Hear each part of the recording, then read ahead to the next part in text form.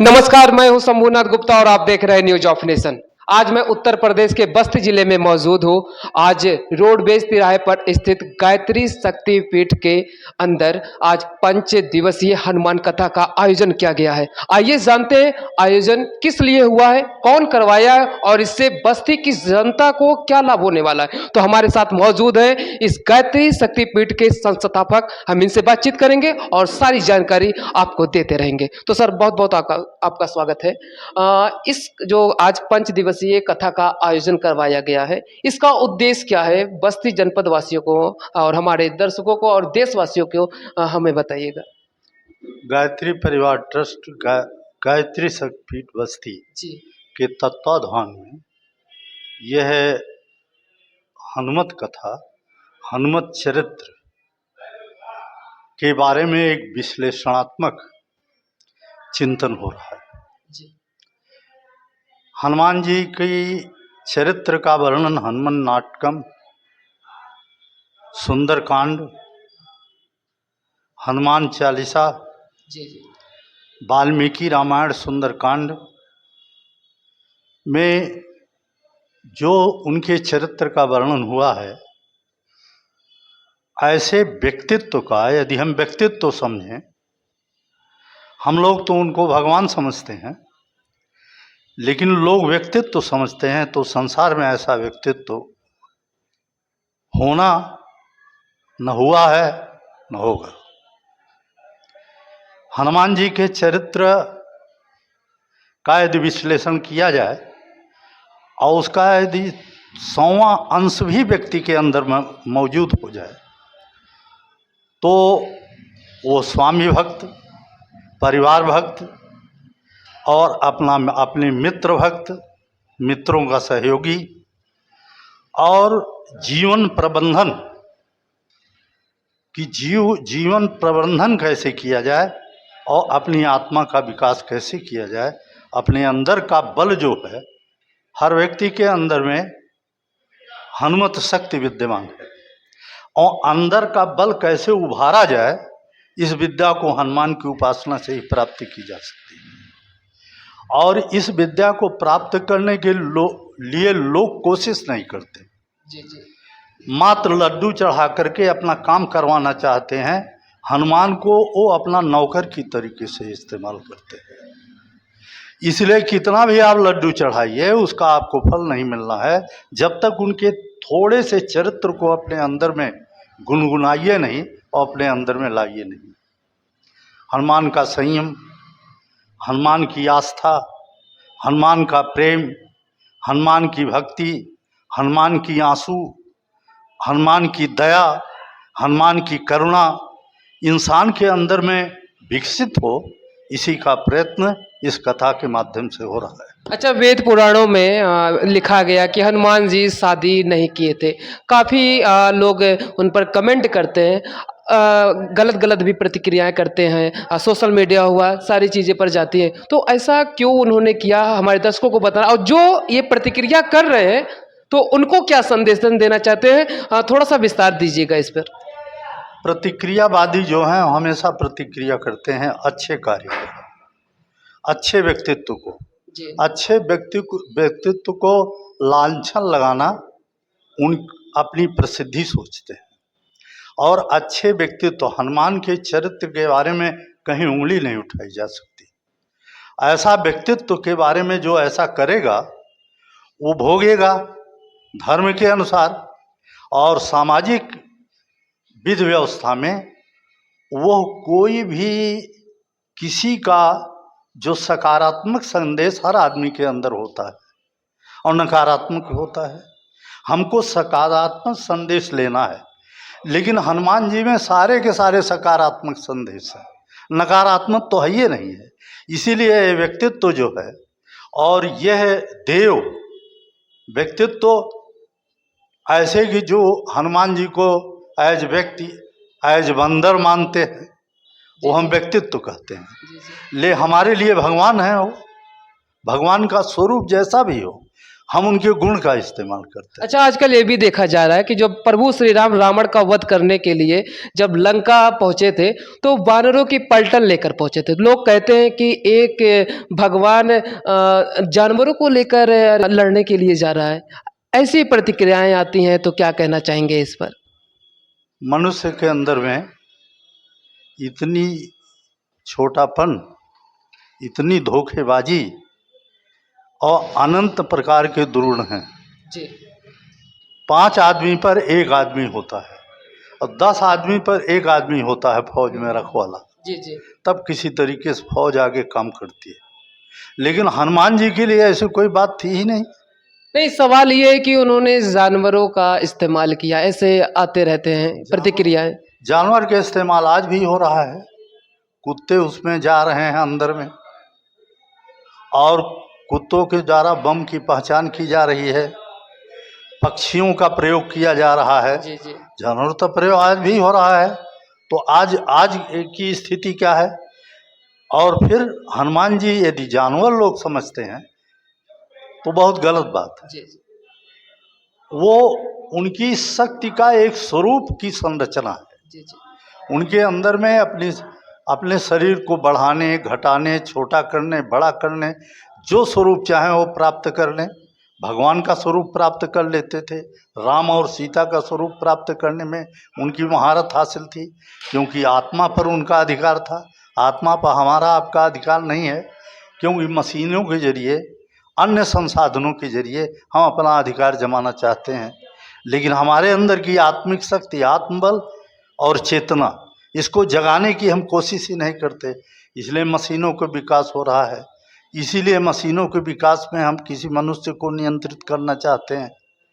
तो आज भावनात्मक शक्ति की कमजोरी हो गई जी है। जी उसी भावना को उदय करने के लिए हनुमत चरित्र लोगों के सामने दिया जा रहा है।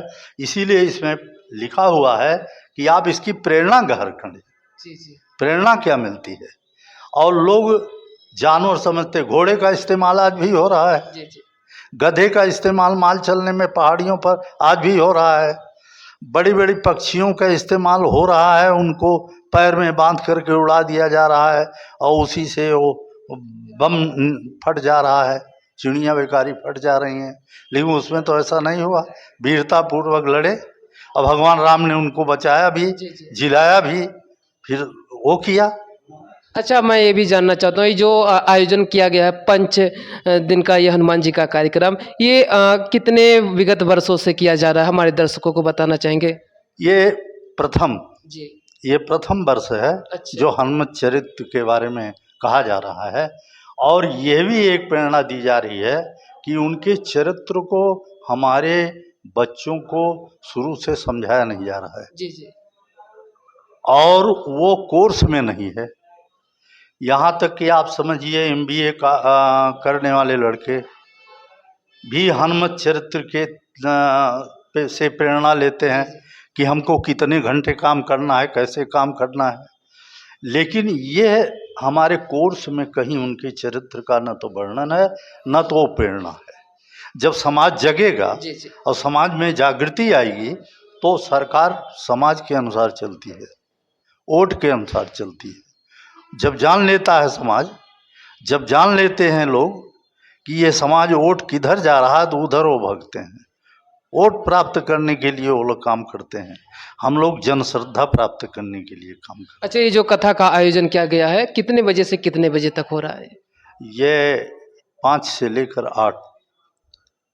अच्छा, कौन इस कथा को निहाल कर रहा है, यानी कथावाचक कौन है, कहाँ से आए हैं, हमारे दर्शकों को बताइएगा। ये दिल्ली से जी मधुर जी महाराज आए हैं। जी ये हमारे यहाँ कथा श्रीमद् भागवत की पहले भी कह चुके हैं जी और बाद में आते रहते हैं। बहुत सज्जन व्यक्ति हैं और कथा के बारे में विचारक हैं। अच्छा, भक्त कितने की संख्या में गायत्री मंदिर में पधारे हैं इस कथा को सुनने के लिए? इस समय लोग सुनते हैं, जी बीच बीच में चले जाते हैं, जी जी और करीब इससे लाभान्वित इस समय जी करीब 1000 लोग हो रहे हैं, हो जिसमें 250 लोग तो हमेशा बैठे रहते हैं, 5 से 8 तक बैठे रहते हैं। जी जी और लोग आया जाया करते हैं, प्रेरित हो रहे हैं और हमारे लोगों को मतलब प्रेरणा से है। कथा सुनने से मुक्ति तो नहीं होती जब तक प्रेरणा न ग्रहण किया जाए, और प्रेरणा अगर ग्रहण किया जाए और कथा कम ही सुनी जाए तो भी बहुत लाभ होता है। अच्छा, 5 दिवसीय हनुमान कथा का आयोजन किया गया, आज कौन सा दिन है? आज तृतीय दिवस है। तो बहुत अच्छा लगा आपसे बात करके। दर्शकों, अब यहाँ पर गायत्री मंदिर में मैं उपस्थित हूँ और यहाँ पर कुछ भक्त भी हैं और हनुमान कथा का यहाँ पर आयोजन किया गया है। आइए जानते हैं भक्तों के मन में क्या है और हनुमान जी के प्रति क्या श्रद्धा है। तो बहुत बहुत स्वागत है मैम आपका। सबसे पहले आपका मैं परिचय जानना चाहता हूँ। मैं मुन्नी सिंह, सिद्धार्थ नगर इटवा से। अच्छा, आप सिद्धार्थ नगर से आई हैं? सिद्धार्थ नगर इटवा से, बस यहाँ पे बच्चों को पढ़ाती हूँ, रहती हूँ शिवा कॉलोनी में। अच्छा, कितने दिनों से आ रहे हैं यहाँ पर? भाई आ तो बहुत दिनों से रहे हैं, फिर कथा में नहीं आ पाए। कथा में तो आज पहली बार आए हैं अभी।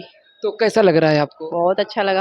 अच्छा, तो अब आपको जानकर बेहद खुशी होगी, दिल्ली से चलकर कथावाचक सुनाने के लिए महंत जी आए हैं बस्ती। गायत्री शक्ति पीठ में आयोजन किया गया है 5 दिवसीय कथा का आयोजन। तो भक्तों ने जो महंत जी हैं निहाल कर दिया अपने कथा के माध्यम से, और काफी भक्तों ने झूमा। और दिल्ली से चलकर बस्ती आए हैं, तो सबसे पहले आपका बहुत बहुत स्वागत है। तो क्या कहना चाहेंगे हमारे दर्शकों को?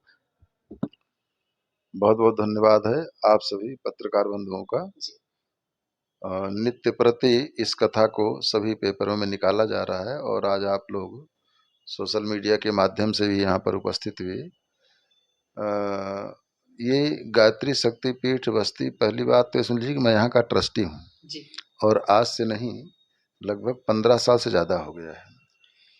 तो मैं चलकर तो वर्तमान में दिल्ली से आया हूँ, अयोध्या मेरा गुरु स्थान है, लेकिन ये बस्ती शक्तिपीठ गायत्री मेरा अपना खुद का आश्रम है। मैं यहाँ का ट्रस्टी हूँ, तो आने जाने का तो खैर एक औपचारिकता है। जी जी। दूसरी बात है कि आज से 12-15 वर्ष 2008 में भी मैंने यहाँ पर कथा किया था, उसके बाद भी कथा किया था। तो मेरा पुराना स्थान है, पुराना क्षेत्र है और यहाँ के अधिकांश लोगों से मैं पूर्व परिचित हूँ। ये बस्ती भगवान वशिष्ठ की तपस्थली है, उनकी भूमि है, उनका स्थान है। तो निश्चित रूपेण यहाँ के लोग बड़े धार्मिक हैं, बड़े प्रेमी हैं। और आज तीसरा दिन है हनुमत कथा का गायत्री शक्ति पीठ के प्रांगण में। आप लोग भी देख रहे हैं कि कितनी अधिक मात्रा में माताएं बहनें और भक्तगण यहाँ पर उपस्थित होते हैं। 5:30 से 8 का समय है, लोग 5 बजे 5:15 बजे यहाँ पर उपस्थित हो जाते हैं, बैठ जाते हैं। तो बहुत श्रद्धा बड़े भाव से हनुमान जी के चरित्र को श्रवण कर रहे हैं। और हनुमत कथा ऐसी कथा है, दुनिया भगवान की कथा को सुनती है और भगवान हनुमान जी की कथा को सुनते हैं। तो यहाँ पर राम जी की भी उपस्थिति है और हनुमान जी की कथा हो रही है तो उनकी उपस्थिति तो है ही है। राम और हनुमान दोनों की उपस्थिति में बस्ती के सभी भक्तगण नर और नारी भगवान की कथा को श्रवण कर रहे हैं, भाव विभोर हैं, आनंदित हैं। और मैं भी आनंदित हूँ, भगवत चर्चा करते हुए मैं भी परम आनंद में हूँ। महंत जी, हमारा एक सवाल है। अभी आपने बातों बातों में जिक्र किया कि बस्ती वशिष्ठ की नगरी है, लेकिन आए दिन लोग कहते हैं कि जहाँ जो लोग बस जाते हैं वही बस्ती कहलाती है। तो वशिष्ठ नगर इसको कैसे मान सकते हैं?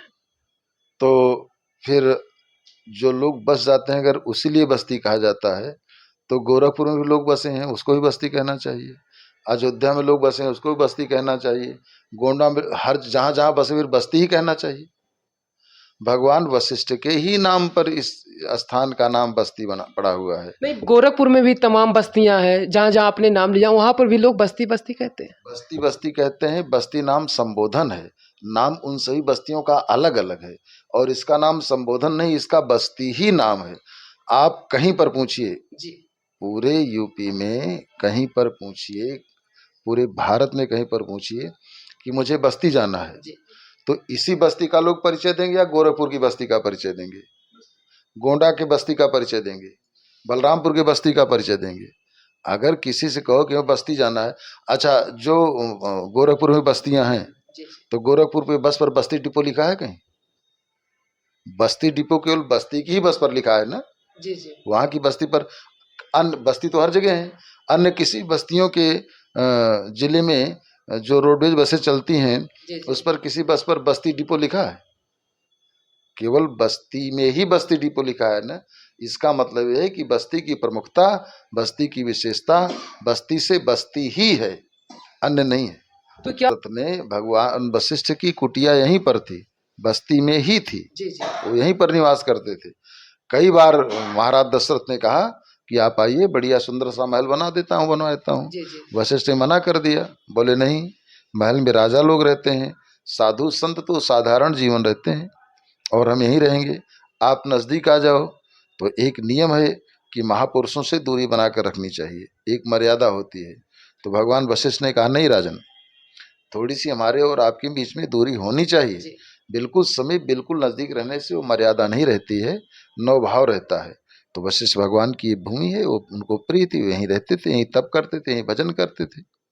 और महाराज दशरथ, रकुल के जितने भी राजा हुए वो अयोध्या रहते थे, वशिष्ठ मुनि अपना यहाँ रहते थे कुटिया में, इसलिए यहाँ बस्ती कहा गया। अब हम यहाँ से विदा लेते हैं। हम फिर मिलेंगे एक नए अपडेट के साथ और नए अंदाज के साथ। तब तक के लिए नमस्कार, जय हिंद, जय भारत।